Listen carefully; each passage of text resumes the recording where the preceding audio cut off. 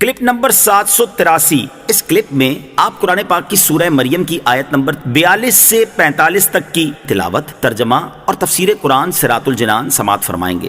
بسم اللہ الرحمن الرحیم۔ ترجمہ، اللہ کے نام سے شروع جو نہایت مہربان رحمت والا ہے۔ اذ قال لأبیہ یا ابت لم تعبد ما لا يسمع ولا يبصر ولا يغنی عنک شیئا۔ ترجمہ، جب اپنے باپ سے فرمایا، اے میرے باپ، تم کیوں ایسے کی عبادت کر رہے ہو جو نہ سنتا ہے اور نہ دیکھتا ہے اور نہ تجھے کوئی فائدہ پہنچا سکتا ہے۔ اذ قال لأبیہ یا ابت لم تعبد، جب اپنے باپ سے فرمایا، اے میرے باپ، تم کیوں ایسے کی عبادت کرتے ہو۔ اس آیت کا خلاصہ یہ ہے کہ حضرت ابراہیم علیہ السلام نے اپنے بت پرست عرفی باپ آزر سے فرمایا، عبادت معبود کی انتہائی تعظیم ہے اور اس کا وہی مستحق ہو سکتا ہے جو اوصاف و کمال والا اور نعمتیں دینے والا ہو، اور وہ صرف اللہ تعالیٰ ہے جس کا کوئی شریک نہیں، اس لیے عبادت کا مستحق بھی صرف وہی ہے۔ جبکہ تم جن بتوں کی عبادت کر رہے ہو ان کا حال یہ ہے کہ یہ نہ تو سنتے ہیں نہ دیکھتے ہیں اور نہ ہی تمہارے کسی کام آ سکتے ہیں، بلکہ خود تمہارے محتاج ہیں کہ اپنی جگہ سے دوسری جگہ بھی نہیں جا سکتے، اور تم نے خود انہیں اپنے ہاتھوں سے بنایا ہے۔ تو ایسی ناکارہ اور لاچار مخلوق کی عبادت کرنا اور اس کے سامنے اپنا سر جھکانا اور اس سے کسی بھی قسم کے نفع نقصان کی امید رکھنا انتہائی حماقت کے سوا کچھ نہیں۔ آزر حضرت ابراہیم علیہ السلام کا باپ تھا یا چچا؟ قرآن پاک میں کئی مقامات پر ہے کہ حضرت ابراہیم علیہ السلام نے اپنے والد کو توحید کی دعوت دی اور بت پرستی سے منع کیا، اور سورہ انعام کی آیت نمبر 74 میں اس کا نام آزر بھی مذکور ہے۔ اب حل طلب معاملہ یہ ہے کہ آزر حضرت ابراہیم علیہ السلام کا حقیقی باپ تھا یا نہیں۔ چنانچہ اس کے بارے میں مفسرین کے مختلف اقوال ہیں۔ بعض مفسرین کے نزدیک آزر حضرت ابراہیم علیہ السلام کا حقیقی باپ تھا۔ بعض کہتے ہیں کہ حضرت ابراہیم علیہ السلام کے والد کا نام تاروح ہے اور اس کا لقب آزر ہے۔ بعض کہتے ہیں کہ حضرت ابراہیم علیہ السلام کی قومی زبان میں ان کے باپ کا نام تارخ تھا اور دوسری زبانوں میں تارخ کو آزر بولا جاتا تھا۔ بعض کہتے ہیں کہ آزر حضرت ابراہیم علیہ السلام کے باپ کا نام نہیں بلکہ قوم کے بڑے بت کا نام آزر تھا، اور بعض کہتے ہیں کہ حضرت ابراہیم علیہ السلام کے والد کا نام تارخ تھا جبکہ آزر آپ علیہ السلام کے چچا کا نام تھا، اور بڑوں کی عادت معروف تھی کہ وہ چچا کو باپ کہہ کر پکارتے تھے۔ اور یہ آخری بات ہی درست ہے کہ آزر حضرت ابراہیم علیہ السلام کا حقیقی باپ نہیں بلکہ چچا تھا۔ یا ابت انی قد جاءنی من العلم ما لم یأتک فاتبعنی اہدک صراطا سویا۔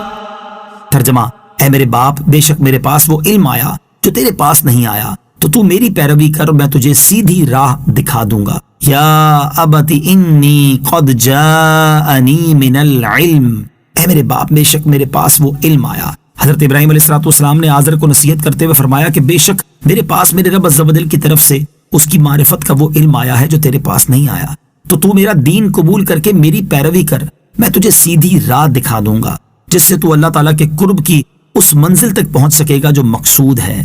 اس آیت میں حضرت ابراہیم علیہ السلام کے جس علم کا ذکر ہوا، اس کے بارے میں ایک قول تفسیر میں ذکر ہوا کہ اس سے مراد اللہ تعالیٰ کی معرفت کا علم ہے، اور ایک قول یہ ہے کہ اس علم سے مراد وہ وحی ہے جو فرشتہ حضرت ابراہیم علیہ السلام کے پاس لے کر آتا تھا، یا اس سے مراد آخرت کے امور اور اخروی ثواب و عذاب کا علم ہے، یا اس سے مراد اللہ تعالیٰ کی وحدانیت اور صرف اللہ تعالیٰ کے الہ ہونے اور صرف اسی کے عبادت کا مستحق ہونے کا علم ہے۔ ان اقوال میں باہم کوئی تضاد نہیں ہے کہ حقیقت میں آپ علیہ السلام کو یہ سارے علوم عطا کیے گئے۔ آیت یا ابت انی قد جاءنی من العلم سے حاصل ہونے والی معلومات۔ اس آیت سے دو باتیں معلوم ہوئی۔ نمبر ایک، اگر کوئی شخص عمر میں بڑا ہو اور اسے دین کا علم حاصل نہ ہو، جبکہ اس کی اولاد یا قریبی عزیزوں میں سے کوئی عمر میں اگرچہ چھوٹا ہے لیکن وہ دین کا علم رکھتا ہو، تو اس سے علم دین سیکھنے میں شرم و عار محسوس نہیں کرنی چاہیے۔ نمبر دو، اگر چھوٹی عمر والا بڑی عمر والے کو کوئی اچھی نصیحت کرے تو چھوٹی عمر کی وجہ سے اس کی اچھی نصیحت کو نظر انداز کرنے کی بجائے اسے قبول کرنا چاہیے۔ یا ابت لا تعبد الشیطان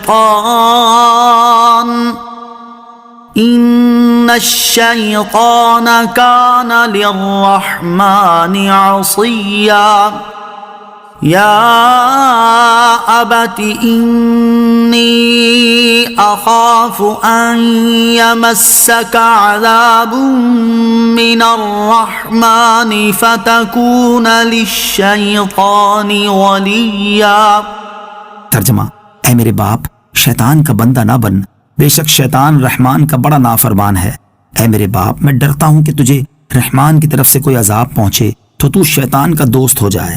یا ابت لا تعبد الشیطان، اے میرے باپ شیطان کا بندہ نہ بن. حضرت ابراہیم علیہ السلام نے آزر سے تیسری بات یہ ارشاد فرمائی کہ تو شیطان کا بندہ نہ بن اور اس کی فرما برداری کر کے کفر و شرک میں مبتلا نہ ہو. بے شک شیطان رحمان عز و جل کا بڑا نافرمان ہے، اور نافرمان کی اطاعت کا انجام یہ ہے کہ یہ اطاعت کرنے والے کو بھی نافرمان بنا دیتی ہے اور نعمت سے محروم کر کے مشقت و عذاب میں مبتلا کر دیتی ہے. یا ابت انی اخاف، اے میرے باپ میں ڈرتا ہوں.